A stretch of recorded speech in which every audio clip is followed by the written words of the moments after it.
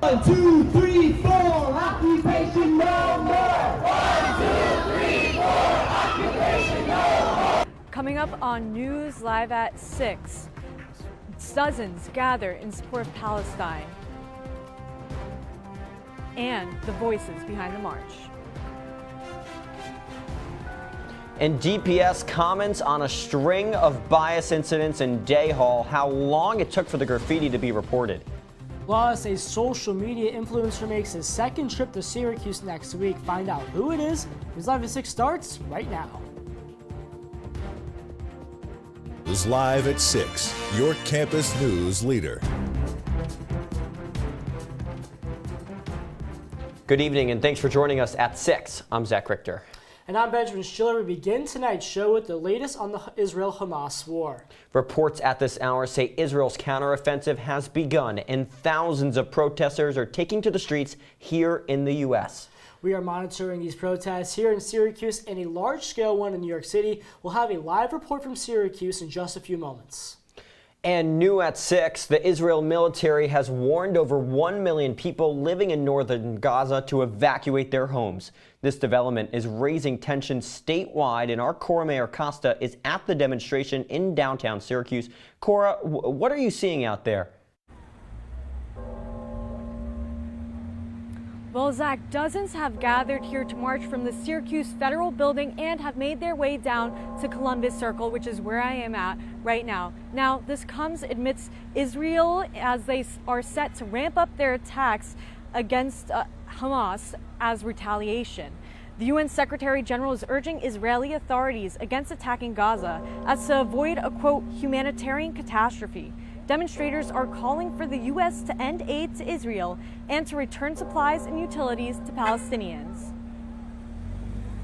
Well, I think the U.S. needs to stop funding Israel's military and its apartheid system. It's really important because we're all complicit with our tax money, $3 or $4 billion a year going to Israel. As we see here in Syracuse, everyone started going out. We just want to let people know what's actually happening and who is getting killed. A senior Hamas member says that they will not surrender amidst Israel's bombing of Gaza. Health officials say nearly 1,800 Palestinians and over 1,200 Israeli citizens have died since the start of the war in Gaza.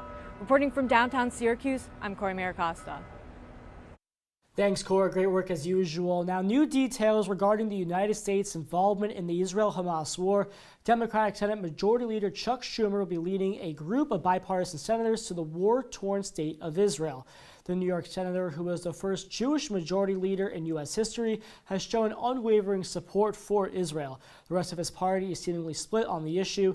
The attending senators will get a first-hand look to evaluate the monetary and military needs of the American allied state, along with the U.S. delegation set to meet with Israeli officials, including Prime Minister Benjamin Netanyahu.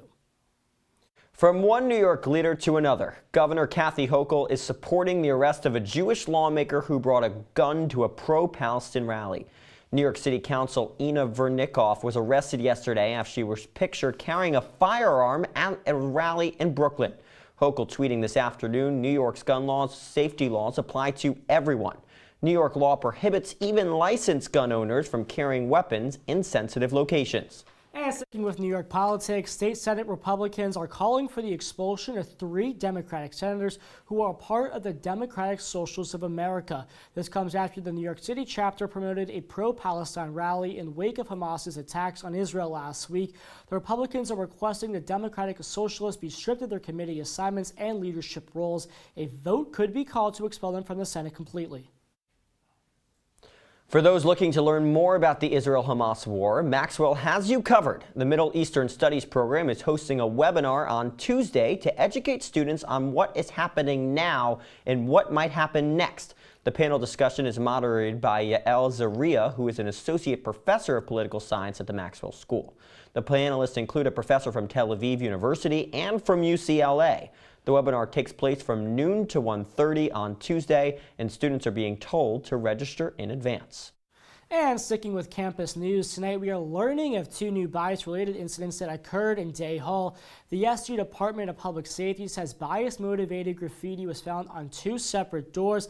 Now, the report we are going to show you, sent out by DPS, may be graphic for some. The first incident was reported by residents on the third floor who discovered the word Jew carved into a door.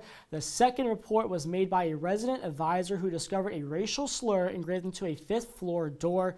And what we do know right now is that a further investigation is taking place. DPS determined the graffiti had been there since August. Citrus TV spoke with the DPS chief, who says this needs to stop.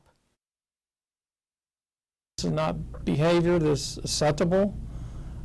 Syracuse University is a place where we welcome all. Everybody, is responsible for following the rules and regulations.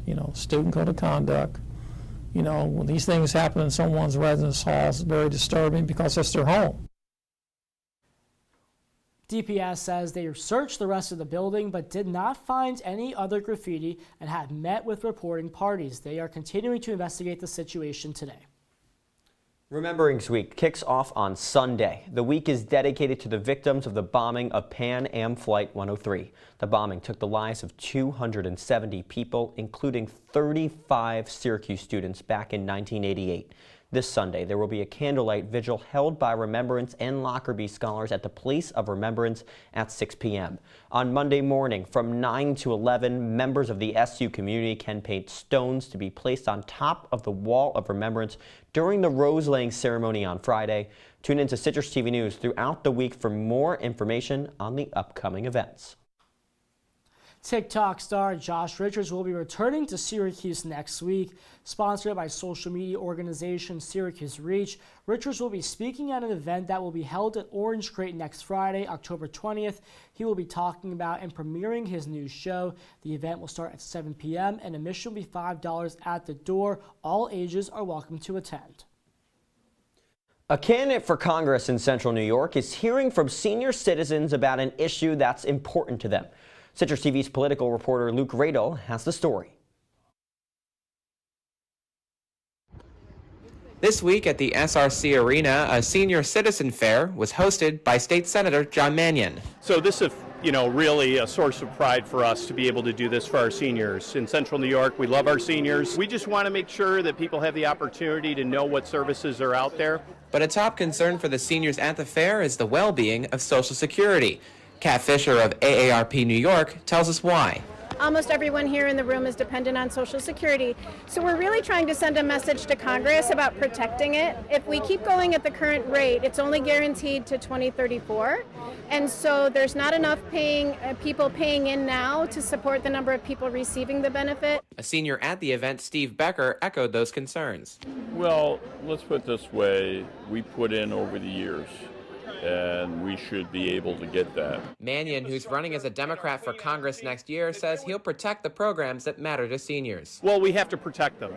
We have to protect them. People have paid into these systems for their entire lives, the working people of this country, and this is our commitment to them. This is our guarantee. Okay, so these folks are signing the petition. The petition goes to Congress. It really is just a general request. We are not telling Congress what the solution is, but we're saying you need to come up with one. But if there's no solution offered in the petition, what about from the congressional candidate? Social Security is absolutely essential. When it comes to the funding, I understand that we are going to have to make some changes, and that might have to be to remove that cap or raise that cap on earnings to make sure that everybody can enjoy the benefit that they paid into. Mannion's position on that issue and many others got him at least one vote at the fair. I appreciate it. We're working hard. From the SRC Arena, Luke Richter, Citrus TV News. Okay, Luke, thanks for your great reporting as always. Now we turn to the weather today, and it was a nice sunny day outside. It was a gorgeous day outside, and I hope we can keep that weather here in Central New York. Lily, is that going to be the case? Well, Ben, you guys are correct. It was very nice outside, although we are definitely transitioning into more of those fall-like temperatures, which if you're like me, That's absolutely the best news you could hope for. So taking a look outside right now, 54 degrees, a little bit of sun and some clouds. I was walking through campus today. It was quiet. It was beautiful. A little bit of clouds, sun shining through. It is just a gorgeous day out there. Slight breeze, totally starting to feel like fall. And if you've been outside, you've seen those leaves are starting to change. So that is some of the best news we have had all day. And tonight, 48 degrees, not too bad, a little bit chilly.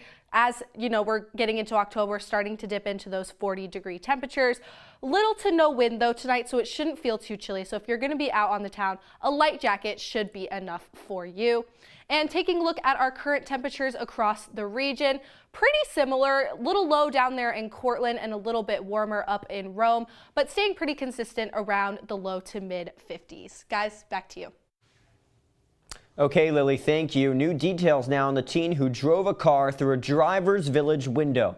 Prosecutors now say the 17-year-old was responsible for a spree of break-ins and car thefts in the 2 weeks before the accident. Prosecutors are saying that robberies included a pizza shop, a mini-mart, and 5 car dealers. Police found several stolen cars parked along the teen's street and their keys in his house. The damage caused by the series of burglaries is estimated to be between $100,000 and $250,000. Syracuse's STEAM High School is about to start construction. CNY's first STEAM High School will focus on science, technology, engineering, arts, and math. A small downtown park and part of a city street next to the former high school will be temporarily closed so construction can begin. The $74 million project was made possible because of state funding, opening is set for September 2025.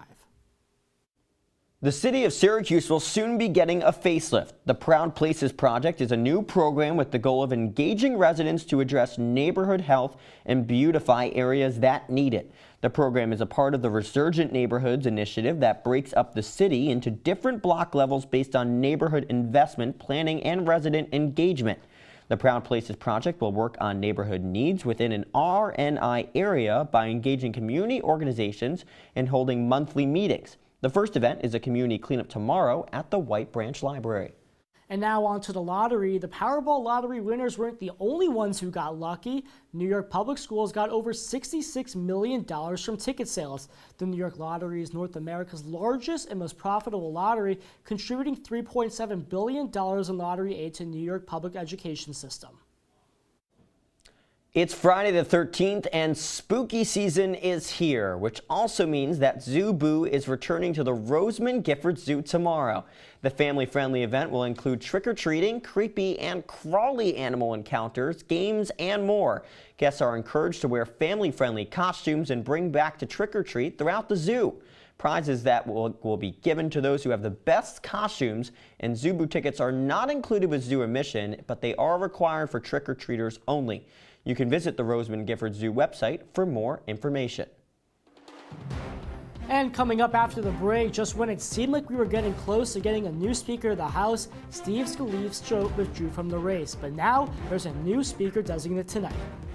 And a popular car company has offered a recall of thousands of their vehicles. Find out more after the break. They said I have troll teeth. That my voice sounded like a possessed baby doll. That no one would ever love someone as stupid as me. That I was fat, ugly. Disgusting. The effect of bullying is potent. We will no longer be the silent majority. Now, when you see online bullying, there's something you can do about it. We're gonna take action with the I. I am a witness. I am a witness. I am a witness. I am a witness. I am a witness, and so are you.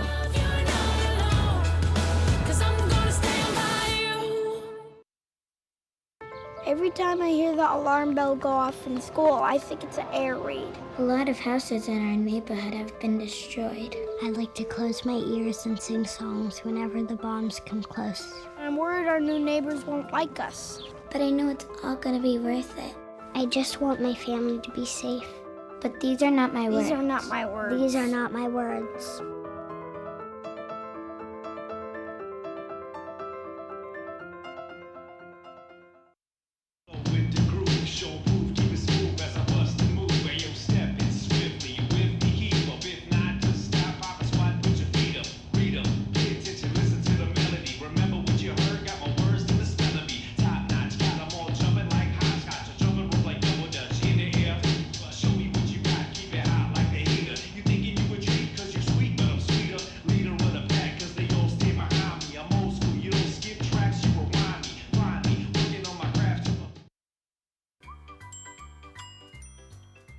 Fancy pants peanut butter? A big screen television. You haven't even bought a sofa yet. A motorcycle? When your father finds out, he's gonna flip his shoes with 2 buckles? What do you even need 2 buckles for? Mr. Big Shot, buying whiskey shots for everybody in the bar. From the looks of it, I'd say nobody even remembers. Feed the pig. You're watching Citrus TV News live at 6 with Zach Richter, Chillicassia Dele, and Lilly Evans. Now, your campus news leader continues. Welcome back to News Live at 6. Republicans have nominated their next speaker designate. Jim Jordan won the nomination just a short time ago. This comes after Majority Leader Steve Scalise, who earned the nomination, abruptly dropped out of the race last night. Congressman Austin Scott of Georgia attempted to challenge Jordan this afternoon. Jordan beat Scott in the Republican caucus vote 124 to 81. Without a speaker, Congress is unable to offer aid to Israel in its war with Hamas. It's unclear when Congress will vote on its next speaker. Now to the latest, as the unions representing 75,000 healthcare workers have reached a tentative agreement with Kaiser Permanente. Details of the agreement were not immediately released, but both sides said a full announcement was on the way. The 3-day strike officially ended last Saturday, and workers returned to their jobs in Kaiser's hospitals and clinics that serve nearly 13 million Americans. Strikers asked for a higher minimum wage and increased staffing. The workers' last contract was negotiated in 2019, just before the COVID-19 pandemic. And drivers of 2020 through 2022 Ford Explorers should watch out. Ford is recalling more than 238,000 Explorers due to a rear axle bolt failure. The recall comes after safety regulators opened an investigation following complaints that repairs didn't work in the 2 previous recalls. The National Highway Traffic Safety Administration warns that the bolt can fracture and cause the drive shaft to disconnect. Ford says that it is not aware of any crashes or injuries associated with the issue. Owners will be notified by letters next month. Now over to the White House. President Biden announces he is awarding $7 billion to kickstart a program. The program is expected to replace non-renewable resources with hydrogen fuel. It aims to create 7 regional cleaner burning H2 hubs in place of coal and oil. The hubs will provide an energy source for vehicles, manufacturing, and electricity plants across the country. The investment follows Biden's initiative to reduce the usage of fossil fuels and reach net zero for greenhouse gas emissions in the U.S. by 2050. And I will have your 5-day forecast after the break. Stay with us. Welcome to an excellent episode of Live from Studio B.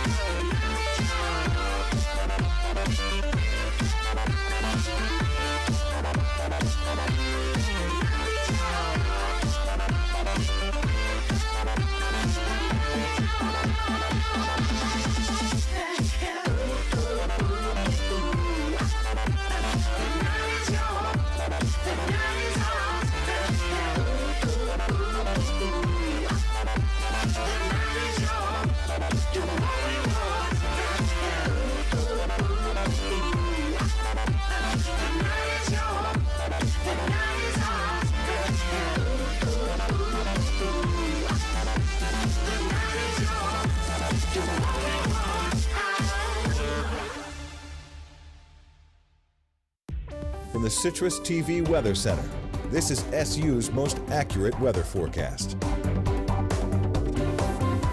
Welcome back to News Live at 6. Taking a look at your 5-day forecast here.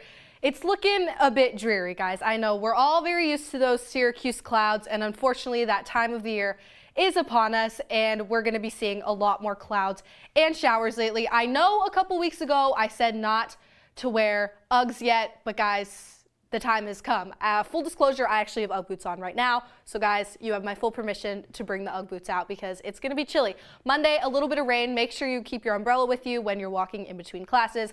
Don't wanna get caught in the middle of a little storm in the mid-afternoon. And here we go. Okay, this is fun. So if you know me, you know two of my favorite things are food and fall. So why not combine the two, right? Okay, food and foliage. We're getting to that point in the month where the leaves are looking beautiful and you want to go out and enjoy them, observe them, but you don't want to just sit there doing nothing. You want to eat and have a drink, right? Okay, so best places to go, Yards Grill, Green Lake State Park. I know a lot of people love Green Lakes for hiking and walking around, sunbathing, whatever, but now that we're in fall, they actually have a restaurant over there that you can sit, have some lunch, some dinner, and look at the leaves. It's perfect. Heritage Hill Brewhouse, Palladino Farms, another place perfect for a little midday snack, drink, look at the leaves, of course, the best. And Crazy Daisies, my personal favorite. It is out a little bit in the boonies, but it's a beautiful drive. You'll definitely be able to see lots of leaves and have some yummy food while you're at it. Ben, I'll send it over to you. Lily, thank you for those great ideas, but Microsoft has completed its purchase of video game maker Activision Blizzard for $69 billion. The deal was one of the most expensive in tech history. It brings games like Call of Duty and Overwatch into Microsoft's catalog. The merger was subject to scrutiny from government regulators across the world, and the U.S. Federal Trade Commission says they continue to believe the deal is a threat to competition. Well, Zach, I mean, I'm not really a Call of Duty guy or any of those type of games, but did you ever play Call of Duty or any of the Microsoft catalog games that were just added? You know, I did play Call of Duty like once when I was probably too young to be playing it, but I never really got into it. Well, I'm more of a Madden guy, but let's go from video game football to real life football. Skylar, Wilkes, what do you have for us in sports? Talking about big games, Ben, well, SU football faces its toughest opponent of the season down in the Sunshine State. Stay tuned for that and more Syracuse sports right after the break. Dad? Just 1 minute, okay? Hey, Bobo, do trees tell each other stories? I'm sorry. I'm afraid I don't know that. Hey, why don't we go find out?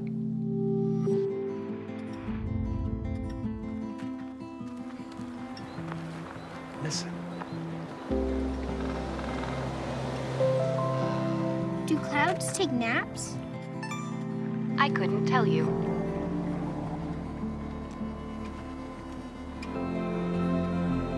Can birds draw pictures? I don't have an answer for that. Dad, do stars visit their friends? Look!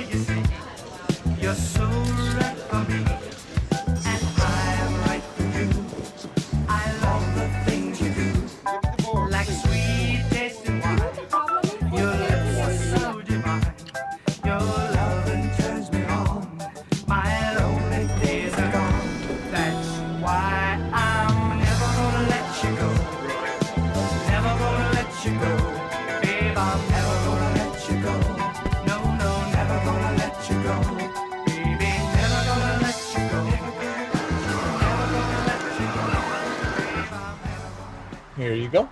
Thank you. Thank you.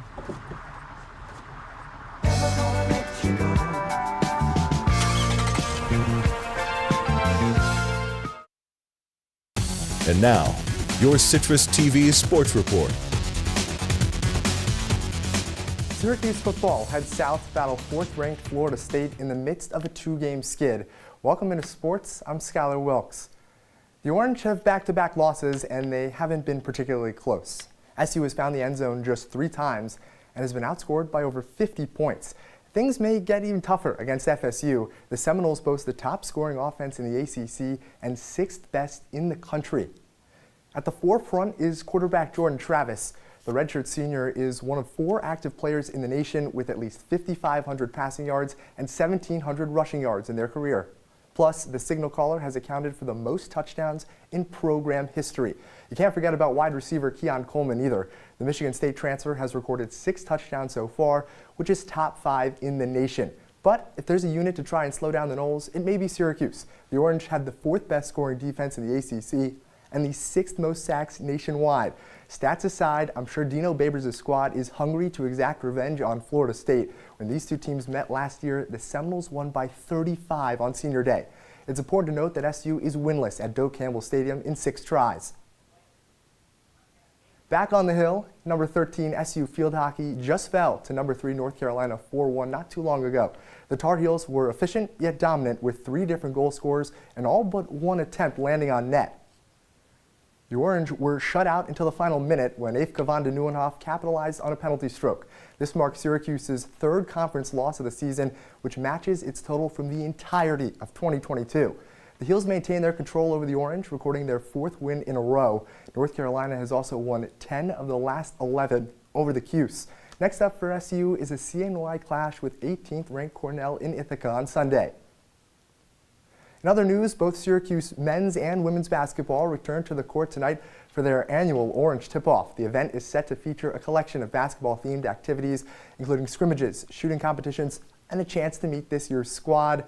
For the first time in over 5 decades, the Cuse has a new coach at the helm.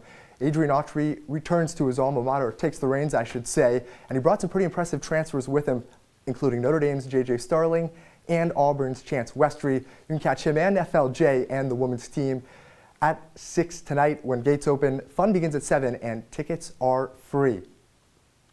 The NHL is also back and some Empire State teams were in action last night. In head coach Peter Laviolette's debut, the Rangers took down the Sabres 5-1 on the road. Left winger Chris Kreider led the way with 2 goals and an assist. Plus, netminder Igor Shesterkin recorded 24 saves to notch his 100th career victory. The former Vezina Trophy winner became the first goalie in franchise history to reach the century mark in fewer than 187 outings. New York aims to start 2-0 in Columbus tomorrow. Okay, Skylar, thank you. When we come back, Lily Evans will have one last look at your weather. Las enfermedades mentales no siempre son visibles. D-E-P-R-E. No se miden sobre una báscula. ¿Bipolar? Identificar un problema de salud mental requiere diagnóstico y tratamiento profesionales.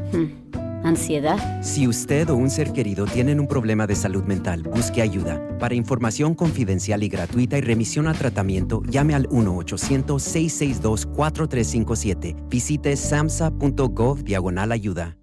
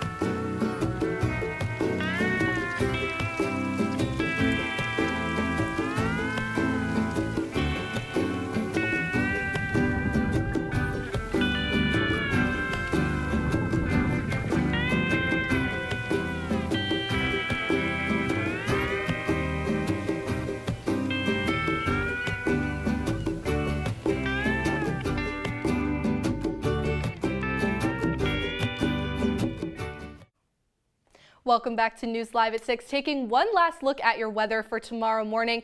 50 degrees with some overcast skies. It will be a little chilly, but you know, everyone likes a good chilly, cozy morning. Some cool temperatures so you can sit and enjoy that morning cup of coffee. Clouds will be there in the morning, but it should clear up throughout the day. And like we mentioned earlier in the show, today is Friday the 13th, and it's a Friday the 13th in October. I gotta ask you guys, any superstitions for Friday, October 13th? I mean, I think it's a spooky day. Just in general. It is. The vibes have felt a little spooky. You're right about that, but I try to keep away from superstition. And we've been lucky. Nothing spooky's happened in this program this afternoon or this evening even. Yeah. Have you ever done a Ouija board? I must know. No, I never have. I might do one tonight just for fun. Ouija boards are not for me. But that's Citrus TV News live at 6 for this Friday evening. And don't forget to follow us on social media on X and Instagram at CitrusTV News. For the entire Citrus TV News team, I'm Benjamin Schiller. And I'm Zach Richter. We'll be back tomorrow morning at 11:30 with Juice and Java. Have a great night, Syracuse.